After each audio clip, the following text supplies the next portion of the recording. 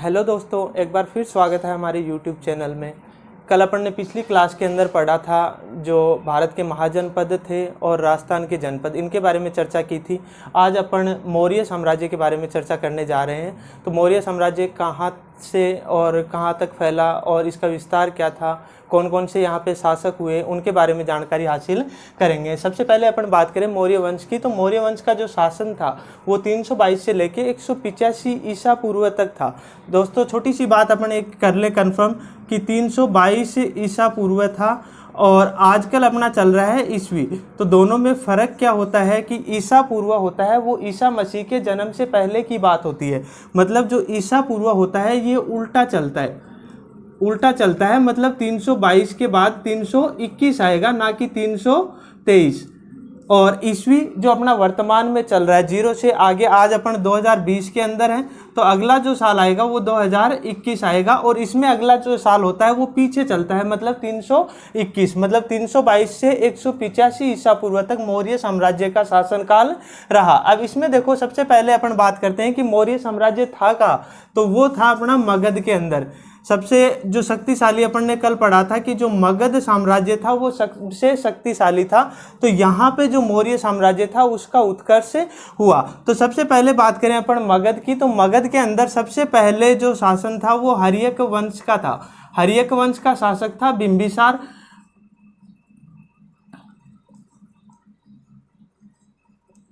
हर्यक वंश का शासक था बिंबिसार, जिसने यहाँ पे शासक किया था। उसके बाद जो शिशुनाग वंश आया और शिशुनाग वंश का जो शासक था वो भी कौन था, शिशुनाग था।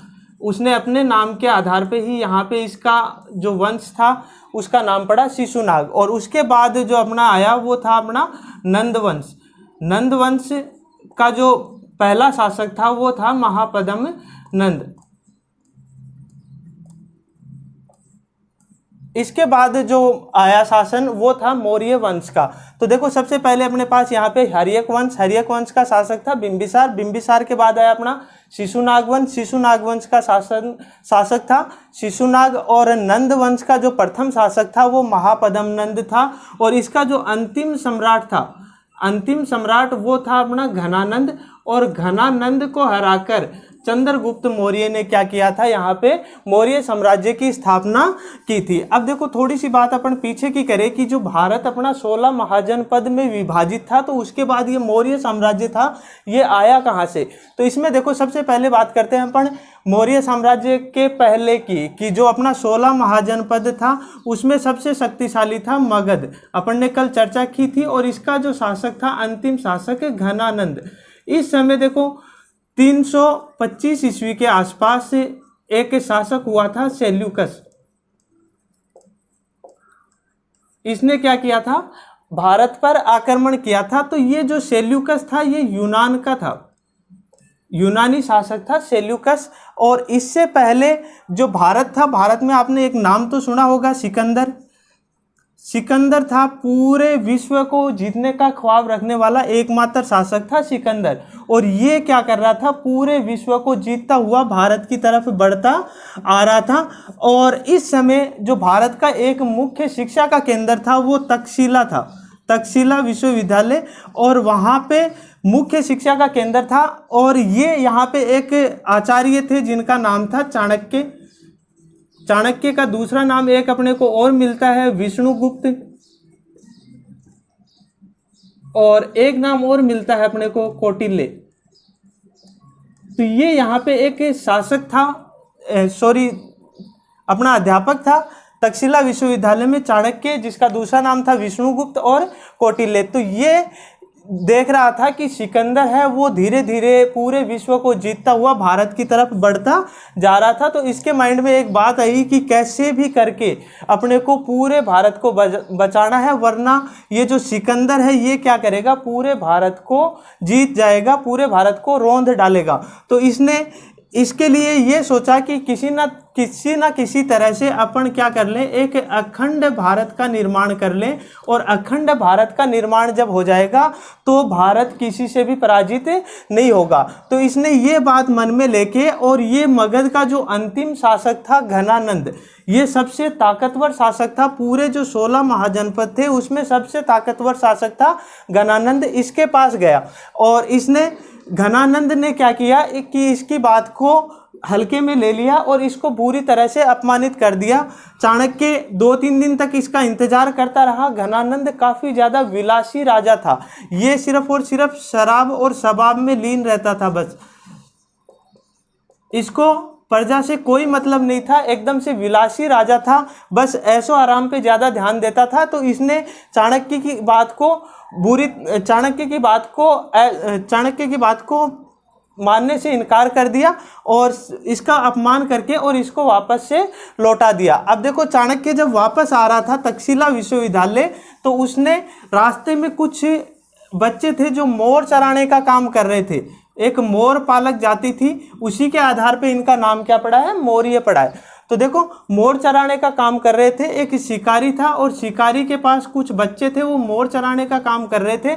और मोर चराते चराते वो क्या कर रहे थे, अपने जो अस्त्र शस्त्र का कर्तव्य दिखा रहे थे। तो चाणक्य ने देखा कि इनमें एक बच्चा था जो कि चंद्रगुप्त के नाम से था, वो काफ़ी ज़्यादा अस्त्र शस्त्र के अंदर काफ़ी अच्छा निपुण था।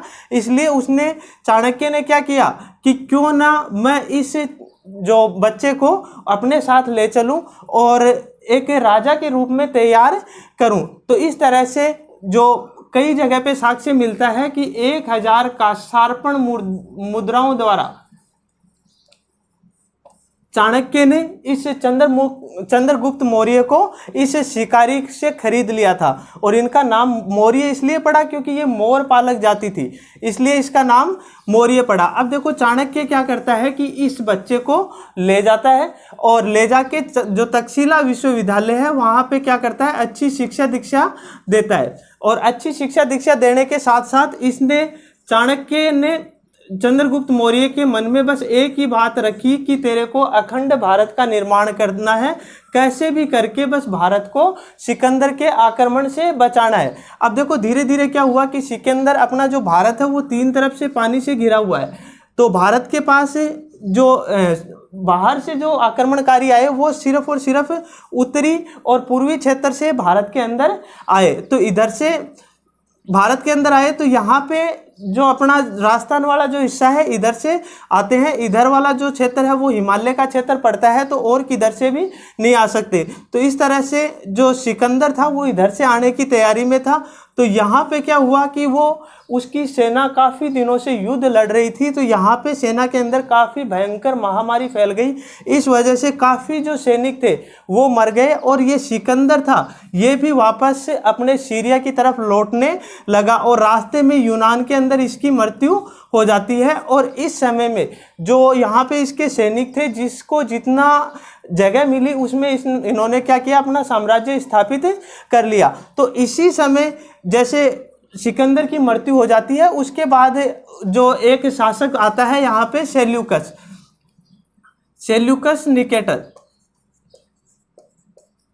सेल्यूकस आता है और ये क्या करता है, भारत पर आक्रमण करने की कोशिश करने लग जाता है। और इसी बीच जो अपना चंद्रगुप्त मौर्य है ये 25 वर्ष की उम्र में और जो घनानंद है इस पे आक्रमण करके और इसको हरा देता है, मार देता है। और पूरे भारत को बोलते हैं कि 6 लाख की सेनाओं के साथ इसने पूरे भारत को रौंद डाला था। मतलब पूरे भारत को इसने एक कर लिया था, अखंड भारत का निर्माण कर लिया था। इस तरह से इसने घनानंद को हरा दिया। उसके बाद क्या हुआ कि 305 ईस्वी के अंदर क्या हुआ कि जो सेल्यूकस था इसने भारत पर आक्रमण कर दिया। सेल्यूकस ने भारत पर आक्रमण कर दिया तो भारत को ये जीत नहीं पाया था, लेकिन सेल्यूकस और चंद्रगुप्त मौर्य के बीच में संधि हो गई और संधि के दौरान सेल्यूकस को तो 500 हाथी मिल गए और जो चंद्रगुप्त मौर्य था इसको पूर्वी अफगानिस्तान, बलूचिस्तान और सिंध का कुछ क्षेत्र सेल्यूकस ने दे दिया। और उसके साथ साथ जो सेल्यूकस की पुत्री थी हेलेना की शादी भी किससे कर दी? चंद्रगुप्त मौर्य से। तो ये जो अपना था पहला अंतर्राष्ट्रीय विवाह के रूप में जाना जाता है। चंद्रगुप्त और हेलेना का जो विवाह है पहले अंतर्राष्ट्रीय विवाह के रूप में जाना जाता है। इसके बाद देखो जो चंद्रगुप्त मौर्य था तो उसने काफ़ी क्षेत्र में, मतलब पहली बात तो ये थी कि उसने अखंड भारत का निर्माण कर दिया था, मतलब भारत को लगभग जीत लिया था। 2 ग्रंथ थे, अहनानुरू और मुर्नानुरू तमिल ग्रंथ थे। तो उसके अनुसार ये मिलता है कि जो चंद्रगुप्त मौर्य था उसने दक्षिणी भारत को भी जीतने का प्रयास किया था। उसके अलावा जो भारत के कुछ क्षेत्र थे जैसे काबुल, हेरात, कंधार, पंजाब, बलूचिस्तान, गंगा यमुना का मैदान, बिहार, बंगाल, विंध्य, कश्मीर का भूभाग, तो ये सारे के सारे चंद्रगुप्त मौर्य ने जीत लिए थे। उसके अलावा कि जो ये संधि हुई उसके अंदर इसने सेल्यूकस ने हेलेना से चंद्रगुप्त मौर्य की शादी कर दी। लेकिन चाणक्य जो था उसके मन में एक बात थी कि कहीं ना कहीं ये हो जाए कि जो चंद्रगुप्त मौर्य का जो पुत्र होगा वो राजा बनने के लायक होगा या नहीं होगा। तो इस वजह से इसने क्या किया कि जो हेलेना थी उसको कई जगह साक्ष्य मिलते हैं कि धीमा जहर देना शुरू कर दिया था, और धीमा जहर देने के कारण जो ये पुत्र उत्पन्न हुआ उस पे छोटे छोटे बिंदु थे, इसलिए इसका नाम क्या पड़ा? बिंदुसार पड़ा। उसके बाद देखो कि इसने जो चंद्रगुप्त मौर्य था इसने पूरी तरह से भारत पे लगभग अपना कब्जा कर लिया था। उसके बाद ये काफ़ी ज़्यादा दुखी हो गया था कि इसके जो शासनकाल था उसके अंदर लगभग 8 साल तक लगातार अकाल पड़ा, और 8 साल तक अकाल पड़ने का मतलब है कि पूरी जो प्रजा है वो भूख प्यास से मरने लग गई। इसलिए इसके मन में एक ख्याल आया कि कैसे भी हो अपने से कोई ना कोई गलती हुई होगी, इसका ये जो अजाब है वो अपने को भगवान के द्वारा मिल रहा है। तो इसलिए ये एक जो जैन साधु था भद्रबाहु उसकी शरण में चला गया और उससे पूछा कि क्या माजरा है ये, या फिर क्या बात है कि किस वजह से ये इतनी परेशानियां मेरे को देखने मिल रही है। तो इसलिए इसने ये कहा भद्रबाहु ने कि तूने तेरी ज़िंदगी में काफ़ी ज़्यादा अत्याचार किए हैं, काफ़ी ज़्यादा लोगों की हत्या की है, इसलिए तेरे को जैन धर्म ग्रहण कर लेना चाहिए। और जो एक सल्लेखना पद्धति है इससे तेरे को अपनी जो प्राण है वो त्याग देने चाहिए। सल्लेखना पद्धति का मतलब होता है कि भूखे प्यासे रह के अपनी प्राण त्याग देना। तो ये जो था चंद्रगुप्त मौर्य ये वृद्धावस्था में भद्रबाहु के संपर्क में आ गया और जैन धर्म इसने ग्रहण कर लिया। और एक जगह थी कर्नाटक में श्रवण बेलगोला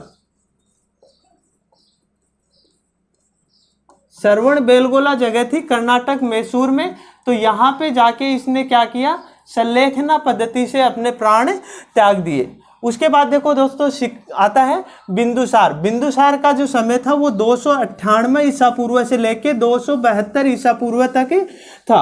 अब देखो जैसे एक तो ये था कि जो लगभग भारत था उस पर जो चंद्रगुप्त मौर्य था उसने अधिकार कर लिया था, लेकिन जो दक्षिणी भाग पर जो आक्रमण किया था दक्षिणी भारत पर वह चंद्रगुप्त मौर्य नहीं जीत पाया था। तो इसकी कमी पूरी कर दी बिंदुसार ने। अब देखो बिंदुसार था, इसका यूनानी ग्रंथों में तो एमिथ्रोचेट्स नाम मिलता है, यूनानी ग्रंथों में एमिथ्रोचेट्स, और वायु पुराण में इसका नाम मिलता है भद्रसार, और जैन ग्रंथ में इसका नाम मिलता है सिंहसेन। तो इस तरह से इसके 3 नाम और मिलते हैं एमिथ के अलावा। एक यूनानी राजा था एंटियोकस प्रथम, इसने इसके दरबार में एक राजदूत भेजा था जिसका नाम था डायमेकस, और एक मिस्र का राजदूत था फिलाडेल्फस, और इसने इसके दरबार में एक राजदूत भेजा था डियानिसियस। और उस समय में तक्षशिला में एक विद्रोह हो गया था, और विद्रोह को शांत करने के लिए इसने पहले तो अपने पुत्र अशोक को और उसके बाद जो सुसीम था उसको भेजा था विद्रोह को शांत करने के लिए। और इसने जो बिंदुसार है इसने पूरे भारत पे लगभग जो चंद्रगुप्त मौर्य था उसने कब्जा कर लिया था। जो बचा खुचा जो दक्षिणी भारत था, और दक्षिणी भारत पर कब्जा करने का काम किसने किया था? बिंदुसार ने। इसमें अपने पास चंद्रगुप्त मौर्य के अंदर एक छोटी सी बात रह गई कि जो अपना चाणक्य था उसने एक पुस्तक लिखी थी जिसका नाम था अर्थशास्त्र। अर्थशास्त्र, देखो नाम से लगता है अर्थशास्त्र, लेकिन ये अर्थशास्त्र की पुस्तक ना होके राजनीति विज्ञान की पहली पुस्तक थी। और उसके अलावा जो हेलेना की शादी हुई तो सेल्यूकस ने एक मेगस्थनीज नामक एक दरबारी चंद्रगुप्त मौर्य के दरबार में भेजा था और इसने एक पुस्तक लिखी थी इंडिका। तो इस पुस्तक के अंदर एक तो चाणक्य की अर्थशास्त्र और मेगस्थनीज की इंडिका, इन दोनों पुस्तकों के अंदर चंद्रगुप्त मौर्य के बारे में या जो अपना मौर्य साम्राज्य है इनके बारे में जानकारी मिलती है। तो दोस्तों इस तरह से अपना चंद्रगुप्त मौर्य हो गया और बिंदुसार हो गया। अब अपने पास अशोक बचता है और अशोक के आगे जो इसका मौर्य प्रशासन था, किस तरह से इनकी कार्य प्रणाली थी, इनके बारे में अपन जानकारी हासिल करेंगे। दोस्तों कैसा लगा ये वीडियो देख के कमेंट बॉक्स में ज़रूर बताएं और कमेंट करते रहिए, देखते रहिए, जिससे मोटिवेशन मिलता रहेगा और अपन अगले और जो वीडियो है इसी तरह के बनाते रहेंगे।